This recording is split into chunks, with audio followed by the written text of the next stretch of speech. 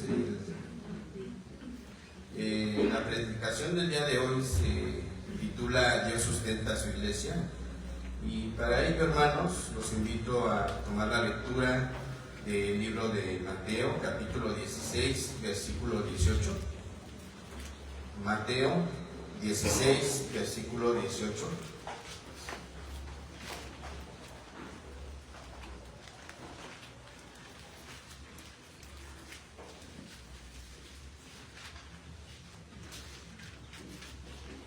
Dice así: y yo también te digo que tú eres Pedro, y sobre esta roca edificaré mi iglesia, y las puertas del Hades no prevalecerán contra ella. Antes vamos a ver el contexto, versículos atrás, hermanos, y vemos que empieza haciéndoles una pregunta a sus discípulos. Y dice así: Viniendo Jesús a la región de Cesarea de Filipo, preguntó a sus discípulos diciendo: ¿quién dicen los hombres que es el Hijo del Hombre? Ellos dijeron: unos Juan el Bautista, otros Elías, y otros Jeremías, o alguno de los profetas. Él les dijo: ¿y vosotros quién decís que soy yo?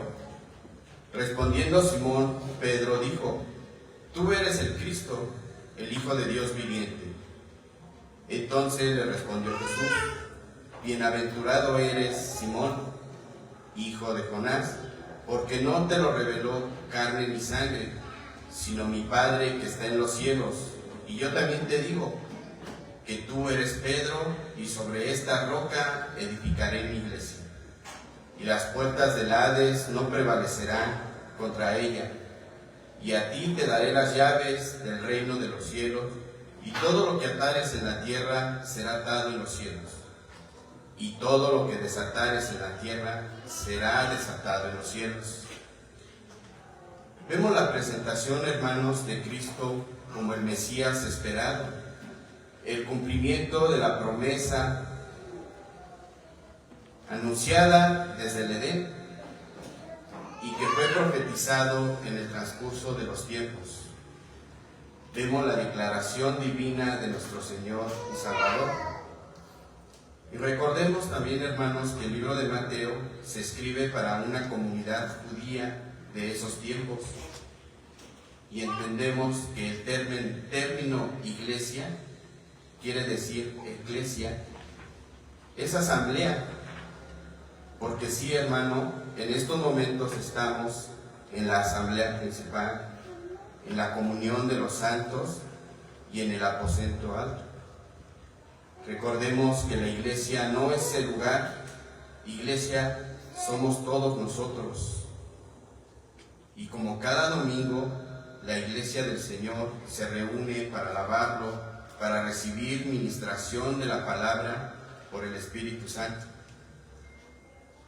y para tratar asuntos relacionados a la iglesia. Dicho esto, hermanos, volvamos al versículo 18 de Mateo, en el cual vamos a ver y entender que la acción y la promesa de sustentación son de Cristo. Y antes de ello, vamos a ver que podemos caer en el error de creer que nosotros somos quienes sustentamos la iglesia, y que la iglesia nos pertenece, porque así es, hermano, estamos dados a caer en errores, somos falibles, de mente finita y con remanente de pecado.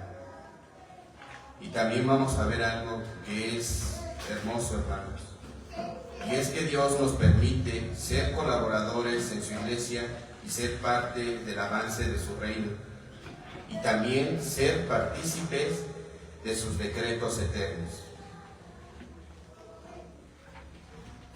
Así que comencemos, hermanos. Dice: a veces solemos pensar que nosotros mismos sustentamos la iglesia.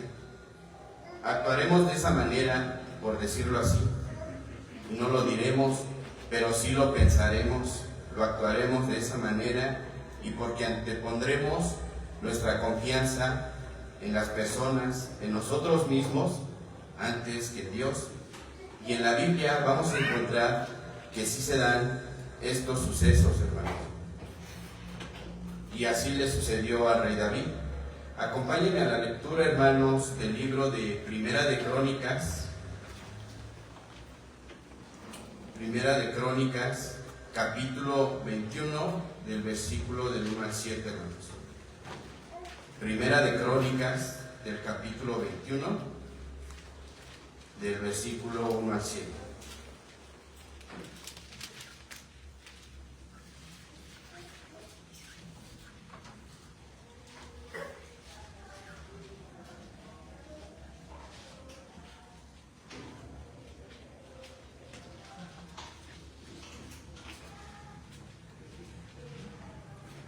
Dice así: Pero Satanás se levantó contra Israel e incitó a David a que hiciese censo de Israel.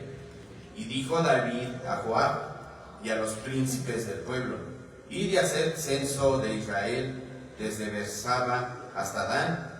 Informadme sobre el número de ellos para que yo lo sepa. Y dijo Joab: añada Jehová a su pueblo 100 veces más.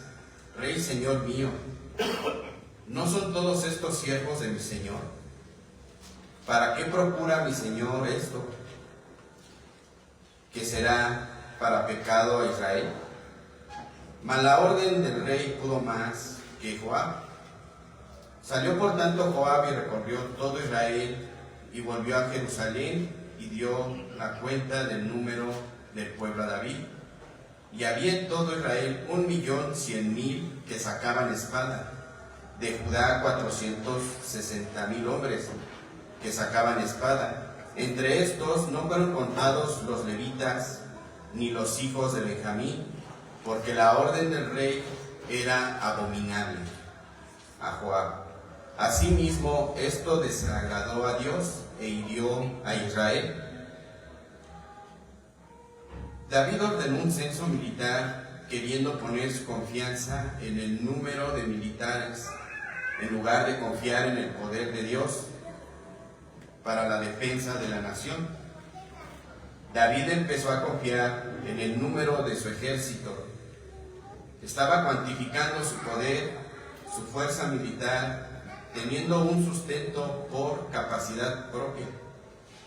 Implícitamente estaba pensando: mi reino se sostiene por la cantidad de mis soldados, en lugar de pensar en mi reino se sostiene por la fidelidad de Dios. Ahora queremos pensar, hermanos, que la iglesia la sustenta el número de personas.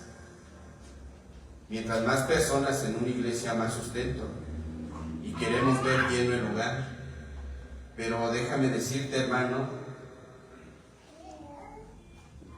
el único que añade es Dios y en su voluntad.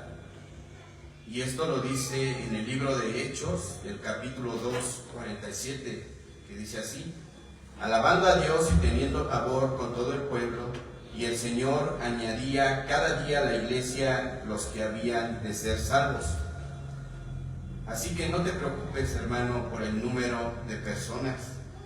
No te fijes en que si está lleno o no. Recuerda que Dios es quien añade. Ni tú ni yo somos quien traemos personas a Cristo, pero sí tenemos la comisión de predicarles el Evangelio. Las consecuencias que tuvo David fue que Dios envió una plaga sobre Israel como un juicio. David reconoció su pecado y lo declara: yo he pecado gravemente al hacer esto. Esto lo vemos en Crónicas, hermanos, del capítulo 21 al 8. La lección es que la iglesia no se sustenta por el número ni por el presupuesto o recursos humanos, sino por la misericordia y su gracia de Dios. Ahora vamos a ver también cómo caemos en el error de tomar las cosas a la ligera, creyendo que nosotros podemos ocupar cualquier cargo a voluntad, sin un orden.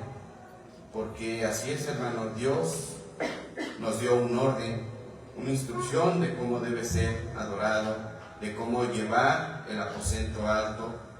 Y ahora vamos a ver la historia del rey Uzías.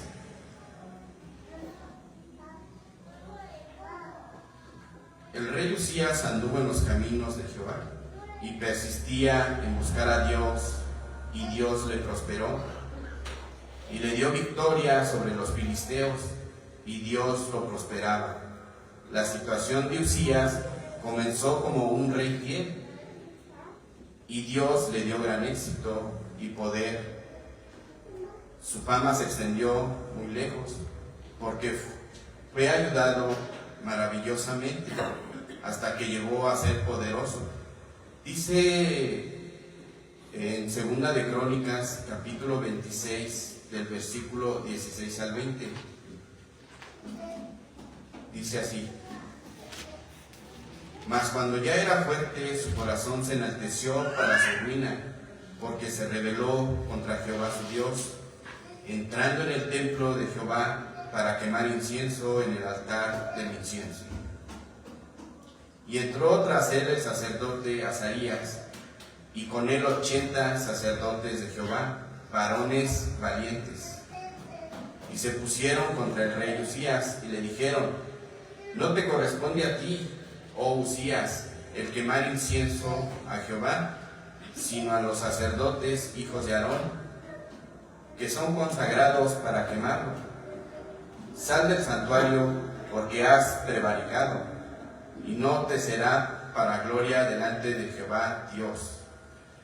Entonces Uzías, teniendo en la mano un incenciario para ofrecer incienso, se llenó de ira, y en su ira contra los sacerdotes, la lepra le brotó en la frente. Delante de los sacerdotes de la casa de Jehová, junto al altar del incienso, y le miró el sumo sacerdote Azarías y todos los sacerdotes, y he aquí la lepra estaba en su frente, y le hicieron salir apresuradamente de aquel lugar. Y él también se dio prisa a salir, porque Jehová lo había herido.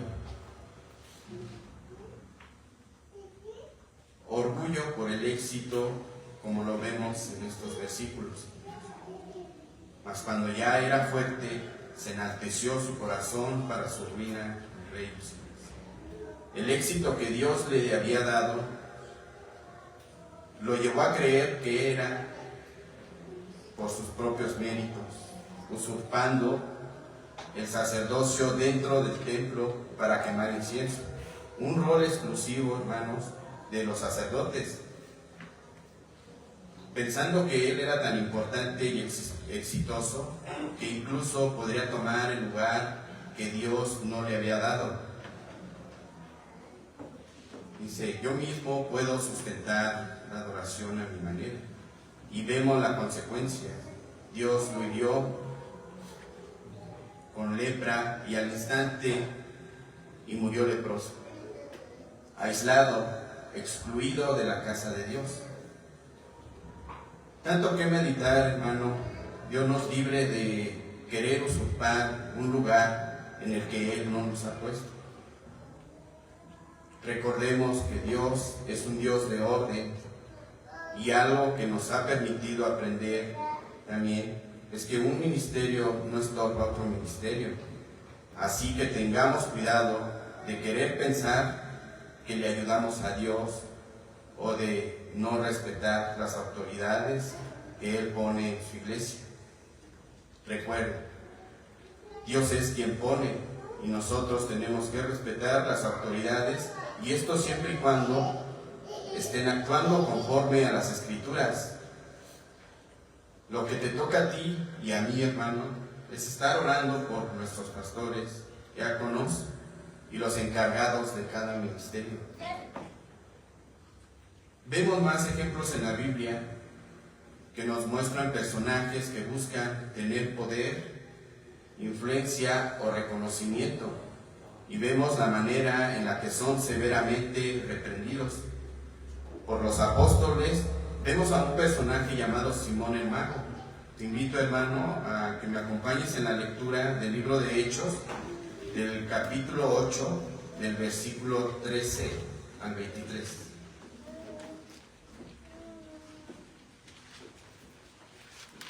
Hechos, capítulo 8, versículo del 13 al 23.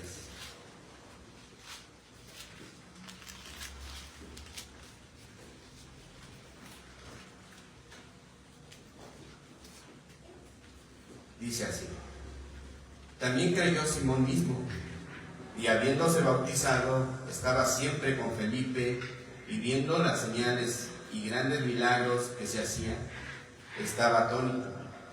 Cuando los apóstoles que estaban en Jerusalén oyeron que Samaria había recibido la palabra de Dios, enviaron allá a Pedro y a Juan, los cuales, habiendo venido, oraron por ellos para que recibiesen el Espíritu Santo, porque aún no había descendido sobre ninguno de ellos, sino que solamente habían sido bautizados en el nombre de Jesús.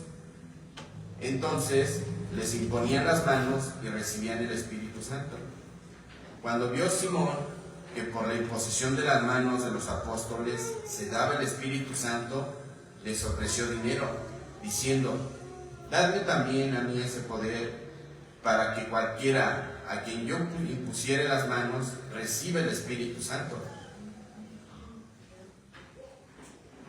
Entonces Pedro le dijo: tu dinero perezca contigo, porque has pensado que el don de Dios se obtiene con dinero. No tienes tú ni parte ni suerte en este asunto, porque tu corazón no está recto de delante de Dios. Arrepiéntete pues de esta tu maldad y ruega a Dios si quizás seas perdonado el pensamiento de tu corazón, porque en hiel de amargura y en prisión de maldad veo que estás.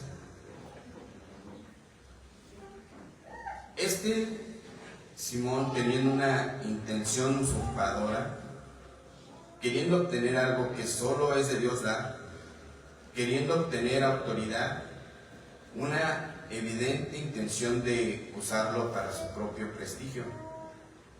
Vemos que esa intención no está lejana cuando nos examinamos y vemos con qué intención estás sirviendo a Dios, o te estás sirviendo a ti mismo. Ya no lo haces por amor, tratando de agradar a Dios, ya no lo haces reflejando tus obras, porque eres salvo, como lo dice en el libro de Santiago. Y de esta manera puedes pensar que tú sustentas la iglesia. Vemos en el libro de la tercera epístola de Juan, del capítulo 1, del versículo 9 al 11, a un personaje llamado Diócrates. Y dice así: yo escribo a la iglesia, pero Diócrates, al cual le gusta tener el primer lugar entre ellos, no nos recibe. Por esta causa, si yo puede, recordaré las obras que hace, parloteando con palabras malignas contra nosotros, y no contento con estas cosas, no recibe a los hermanos, y a los que quieren recibirlos se los prohíbe y los expulsa de la iglesia. Amado, no imites lo malo, sino lo bueno. El que hace lo bueno es de Dios, pero el que hace lo malo no ha visto a Dios. Vemos aquí un hombre que rechaza la autoridad, hermanos, un hombre que está rechazando la autoridad apostólica y que pretende ser el primero, un hombre orgulloso de sí mismo que pretende quitar la gloria a Dios. Habla mal de los apóstoles y se niega a recibir hermanos y expulsa de la iglesia a quienes los reciben. Muy notoriamente, alguien que piensa ser y sustenta la iglesia de Dios. Y Dios nos libre, querido hermano, de pensar y de querer actuar de esa manera. ¿Y sabes cómo comienza alguien en este camino, hermano? Cuando sin fundamento bíblico empiezas a rechazar la autoridad que Dios ha colocado en su iglesia. Y meditemos en ello, hermano. Diócrates no busca un cargo. Él estaba abusando del que tiene, imponiendo sus reglas, imponiendo una autoridad maliciosa y queriendo controlar todo. También vemos en el Nuevo Testamento falsos maestros y apóstoles que buscan suplantar la autoridad doctrinal mediante enseñanzas erróneas para atraer seguidores a sí mismos. El principio condenado no es solo el acto de tomar un cargo, sino la motivación egoísta, la ambición de poder, el rechazo a la autoridad legítima y la corrupción de la verdad para alcanzar, influenciar dentro de la comunidad de creyentes. Ahora vamos a pensar que la prosperidad se puede anteponer también, hermanos, al sustento de Dios. Y no lo digo porque ser próspero sea malo o pecaminoso. Lo pecaminoso es pensar que ello sustenta la iglesia y tu vida. Vamos a tomar la lectura, hermanos, de Apocalipsis, capítulo 3, del versículo 14 al 22. Apocalipsis, capítulo 3, del versículo 14 al 22.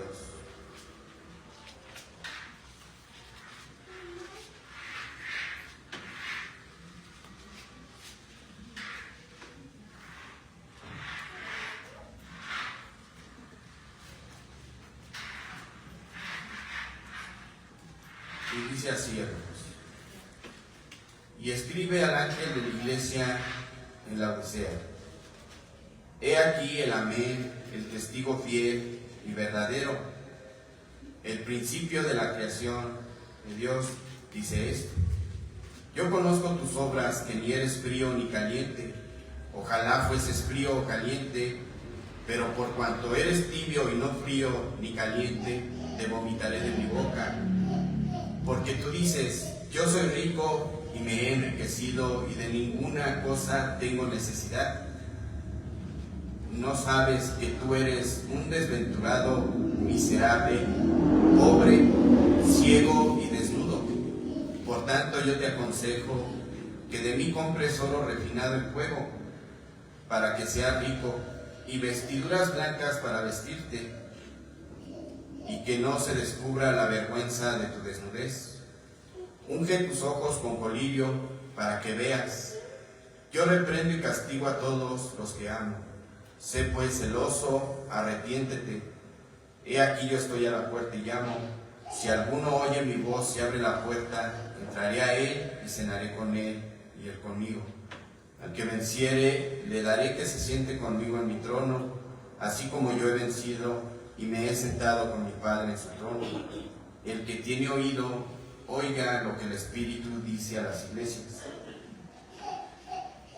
Vemos una iglesia que se creía autosuficiente material y espiritualmente. Su declaración resume el problema: yo soy rico y me he enriquecido y de ninguna cosa tengo necesidad.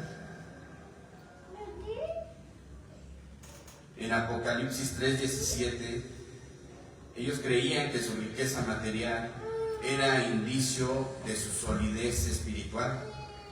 Pensaban que ellos mismos se habían enriquecido y sustentaban, y con mucho podemos caer en ese error, hermanos. Si no estamos bien cimentados en el Señor, los de la Odisea no veían que su sustento era una ilusión que los estaba matando espiritualmente. Y esto no lo digo para que dejes de ofrendar, lo digo para que no pienses que la prosperidad antepone el sustento de Dios en su amada iglesia. Lo digo para que meditemos en su palabra y nos lave de pecado.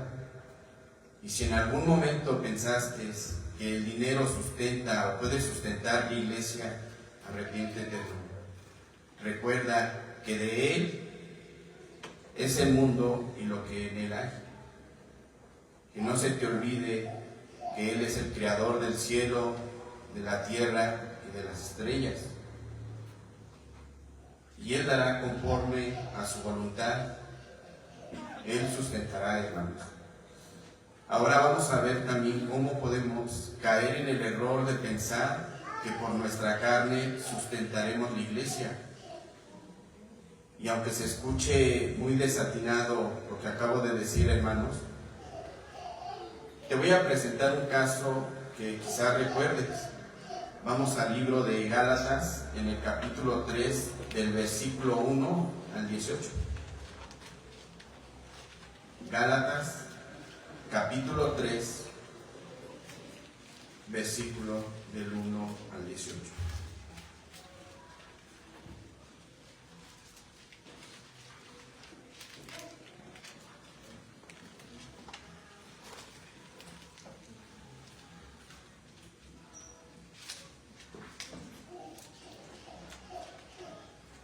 Dice así: Oh Gálatas insensatos, ¿quién os fascinó para no obedecer a la verdad? A vosotros, ante cuyos ojos Jesucristo fue ya presentado claramente entre vosotros como crucificado. Esto quiero saber de vosotros: ¿recibiste el Espíritu por las obras de la ley o por el oír con fe?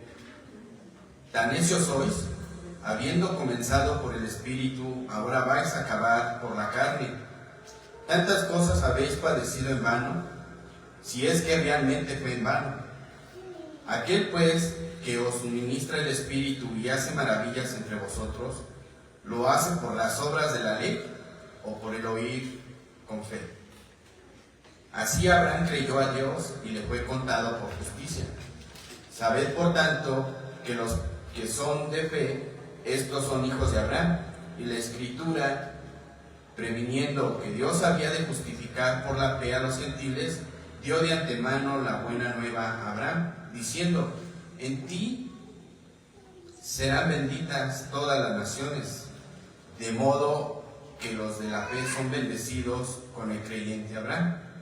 Porque todos los que dependen de las obras de la ley están bajo maldición, pues escrito está: maldito todo aquel que no permaneciere en todas las cosas escritas en el libro de la ley, para hacerlas.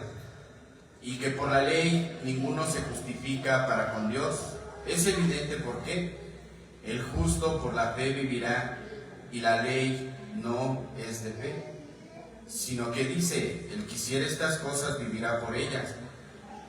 Cristo nos redimió de la maldición de la ley, hecho por nosotros maldición, porque escrito está: maldito todo aquel que es colgado en un madero, para que en Cristo Jesús la bendición de Abraham alcance a los gentiles, a fin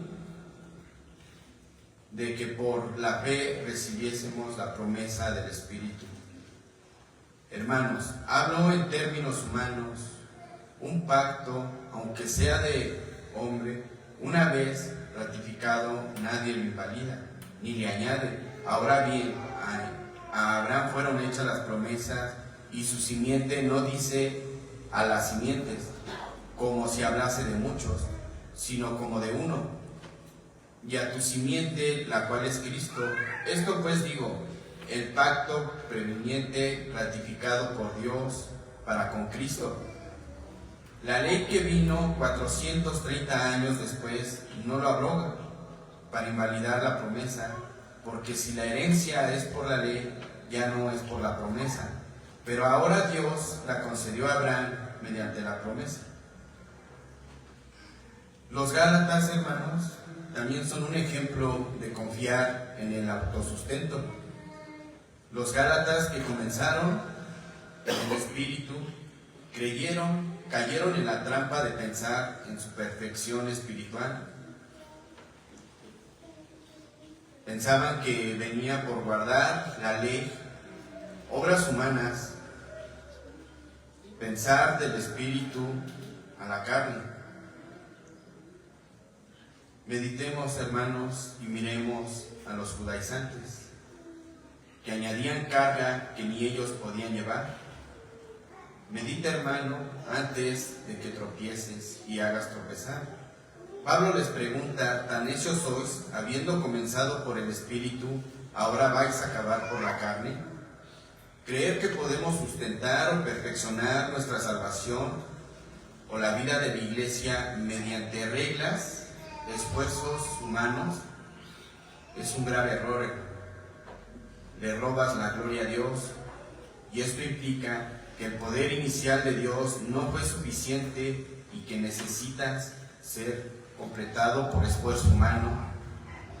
Y por último, querido hermano, vamos a ver también cómo podemos pensar que la autosustentabilidad es mi propia confianza en mí mismo,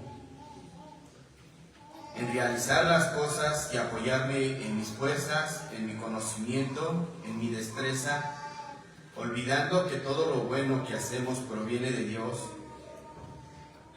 Vamos al libro de Mateo, hermanos, en el capítulo 26. Libro de Mateo, capítulo 26, del versículo 33 al 35.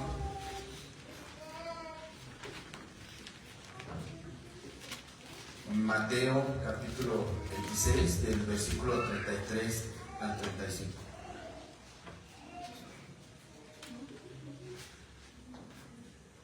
Dice así: respondiendo Pedro le dijo: aunque todos se escandalicen de ti, yo nunca me escandalizaré. Jesús le dijo: de cierto te digo que esta noche, antes de que el gallo cante, me negarás 3 veces. Pero Pedro le dijo: aunque me sea necesario morir contigo, no te negaré. Y todos los discípulos dijeron lo mismo. Vemos la confianza en su propia fuerza. En la última cena, Jesús predice que todos los discípulos lo abandonarían. Y Pedro declaró con confianza: aunque todos se escandalicen de ti, yo nunca me escandalizaré. Aunque me sea necesario morir contigo, no te negaré. Confiaba plenamente en su propia fuerza de voluntad y lealtad para sustentar su fe. Incluso cuando Jesús le dijo que le fallaría, y que fue lo que sucedió con ellos, Pedro terminó negándolo 3 veces. Y su confianza en sí mismo lo llevó al colapso espiritual más amargo de su vida. Ahora, con esto, que Dios nos ha permitido ver en la Escritura, meditemos, hermano, hagamos un autoexamen, y si es que pensamos que nosotros le ayudamos a Dios y que somos autosustentables como cristianos y que podemos sustentar la Iglesia, pidamos perdón en arrepentimiento. ¿Y qué dice la Escritura? Él es fiel y justo para perdonarnos. Recordemos que Dios es quien sustenta a su Iglesia. Una Iglesia comprada con el perfecto sacrificio de Cristo, nuestro Señor. Vimos en el libro de los Hechos que Él es quien añade a los que han de ser salvos. Él es quien da el crecimiento del creyente. Y en el libro de Efesios, en el capítulo 4, en el versículo 11 al 13, nos dice: y Él mismo constituyó a unos apóstoles, a otros profetas, a otros evangelistas, a otros pastores y maestros, a fin de perfeccionar a los santos para la obra del ministerio, para la edificación del cuerpo de Cristo, hasta que todos lleguemos a la unidad de la fe y del conocimiento del Hijo de Dios, a un varón perfecto, a la medida, a la estatura de la plenitud de Cristo. Así que, hermanos, debemos tener humildad saber que no es nuestra iglesia, es la iglesia de Cristo, como lo vimos en el texto con el cual empezamos esta predicación. Y yo también te digo a ti, Pedro, y sobre esta roca edificaré mi iglesia, y las puertas del Hades no prevalecerán contra ella. Y a ti te daré las llaves del reino de los cielos, y todo lo que atares en la tierra será atado en los cielos, y todo lo que desatares en la tierra será desatado en los cielos. La iglesia es en esencia la asamblea de aquellos a quienes Dios está salvando y reuniendo en Cristo por el Espíritu Santo para sí mismo. Es el principio, a fin, su obra maestra en progreso. La autoridad, el sustento de la iglesia es de Cristo, y ni siquiera el Hades prevalecerá contra ella. A Dios sea dada la gloria por los siglos de los siglos. Amén. Oremos. Gracias te damos, Padre.